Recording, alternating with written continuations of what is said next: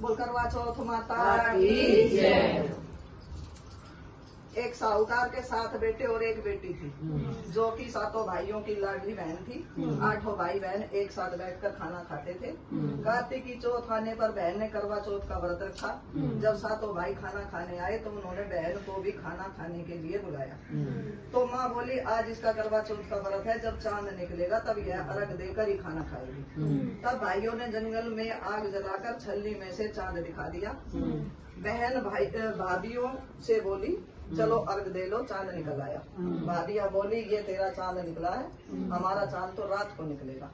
बहन चांद को अर्घ देकर भाइयों के साथ खाना खाने बैठ गई। पहला टुकड़ा तोड़ा तो बाल निकला, दूसरा टुकड़ा तोड़ा तो छींक मारी, तीसरा टुकड़ा तोड़ा तो राजा के घर से बुलावा आया कि राजा का लड़का बीमार है, जल्दी भेजो। माँ ने लड़की के पहनने के कपड़े निकाले तो 3 बार बक्सा खोला, तीनों बार सफेद कपड़े निकले। तब माँ ने वही कपड़े पहनाकर ससुराल भेज दिया। लड़की के साड़ी के पल्ले पर एक सोने का सिक्का बांधकर माँ ने कहा, रास्ते में जो भी मिले सबके पैर पड़ती जाना, जो तुझे सुहाग का आशीष दे उसे ही यह सिक्का देकर अपने पल्ले में गांठ लगा लेना। रास्ते में किसी ने भी पैर पड़ने पर सुहाग का आशीष नहीं दी, सबने यही आशीष दी, ठंडी हो, सबर करने वाली हो, 7 भाइयों की बहन हो, अपने भाइयों को सुख देने वाली हो। अब ससुराल के घर पहुंची तो दरवाजे पर छोटी ननद खड़ी मिली। बहन उनके पैर पड़ी और ननद बोली, सील सुखी हो, सपूती हो, 7 बेटों की माँ हो, मेरे भाई को सुख देने वाली हो। यह आशीष सुनकर उसने सोने का सिक्का ननद को दिया और अपने पल्ले में गांठ मार ली। अंदर गई तो सासू ने कहा, ऊपर कोठरी है, वहाँ जाकर बैठ जा। जब वह ऊपर गई तो उसने देखा कि उसका पति मर चुका है। तब वह उसे लेकर उसी कोठरी में पड़ी रही और उसकी सेवा करती रही। उसकी सास दासियों के साथ बची कुछ रोटी भेज देती। इस प्रकार उसे अपने पति की सेवा करते करते 1 साल हो गया। करवा चौथ का व्रत आया, सारी पड़ोसनों ने नहा धोकर करवा चौथ का व्रत रख, सबने सिर धोकर हाथों में मेहंदी लगाई, चूड़ियां पहनी। वह सब देखती रही। एक पड़ोसन बोली, तू भी करवा चौथ का व्रत रख ले। तब वह बोली, मैं कैसे करूं? पड़ोसन बोली, चौथ माता की कृपा से सब ठीक हो जाएगा। पड़ोसन के कहने से बहू ने भी व्रत रखा। थोड़ी देर बाद करवे बेचने वाली आई।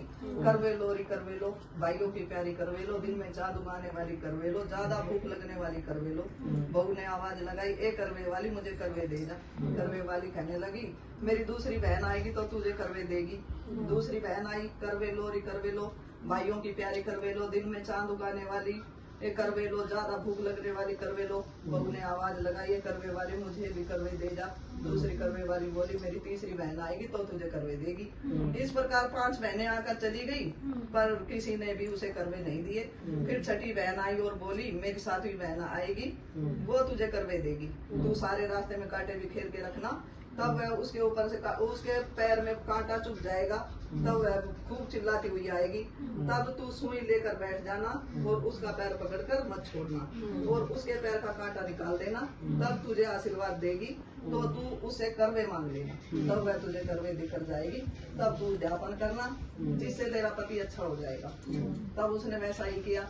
रास्ते में कांटे बिछा दिए। जब 7वीं बहन करवे लेकर आई तो पाँव में कांटा चुभने के दर्द से खूब चिल्लाती हुई आई।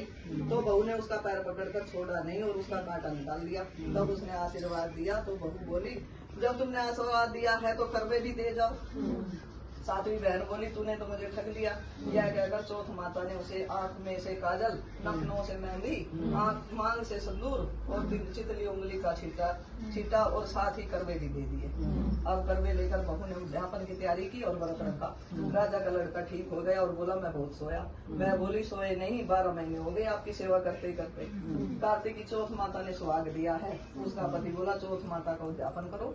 अब उसने चौथ माता की कहानी सुनी, उद्यापन कर खूब सारा चूरमा बनाया और जीम कर वे दोनों चौपड़ खेलने लग गए। इतने में उसकी बांदी तेल की बनी हुई पूरी सब्जी लेकर आ गई। दोनों को खेलते देखकर सासू से जाकर बोली, महलों में खूब रौनक है, तुम्हारे बहू बेटा चौपड़ सार खेल रहे हैं। इतना सुनकर सासू देखने आई। दोनों को देखकर वह बहुत खुश हो गई। बहू ने सास के पैर दबाए और सासू बोली, बहू सच सच बता, तूने क्या किया? उसने सारा हाल अपनी सासू को बताया तो राजा ने सारे शहर में ढिंडोरा पिटवा दिया कि अपने पति के जीवन के लिए सब बहनें करवा चौथ का व्रत रखें। पहले करवा चौथ को अपने पियर में जाकर व्रत करें। हे चौथ माता, जैसे राजा के लड़के का जीवन दान दिया वैसा सभी को देना, मेरे पति को भी देना। कहते सुनते सब परिवार की स्त्रियों का सुहाग देना। इसके बाद हम विनायक जी की कहानी भी सुन लेते हैं। विनायक जी महाराज की जय। एक गांव में 2 माँ बेटी थी। बेटी माँ से बोली गांव के सब लोग गणेश मेला देखने जा रहे हैं, मैं भी मेले में जाऊंगी। माँ बोली वहाँ बहुत भीड़ होगी, कहीं गिर पड़ गई तो चोट लगेगी। बेटी ने माँ की बात नहीं मानी, तो माँ ने बेटी को 2 लड्डू और घंटी में पानी देकर कहा, एक लड्डू तो गणेश को खिलाकर पानी पिला देना, दूसरा लड्डू तुम खाकर बचा हुआ पानी पी लेना। बेटी मेले में चली गई। मेला समाप्त होने पर सभी गाँववासी वापस आ गए, परंतु उसकी बेटी नहीं आई। वह गणेश जी के पास बैठी रही। एक लड्डू पानी गणेश जी तुम, एक लड्डू पानी मुझे। इस तरह कहते हुए पूरी रात बीत गई। गणेश जी ने सोचा यदि आज मैं लड्डू खाकर पानी नहीं पीऊंगा तो यह अपने घर नहीं जाएगी। इसलिए गणेश जी ने लड़के का रूप बनाकर आए, बेटी से लड्डू लेकर खाया और पानी पिया और कहा कुछ मांगो। लड़की ने मन में सोचा क्या मांगू, अन्न मांगू, धन मांगू, महल मांगू, सुहाग मांगू, खेत मांगू, बैल मांगू, बस इतना ही मांग लेती हूँ। गणेश जी उसके मन की बात जानकर बोले अब अपने घर जाओ, जो तुमने मन में सोचा वह सब तुझे मिलेगा। लड़की घर पहुंची तो माँ ने पूछा इतनी देर कैसे हो गई।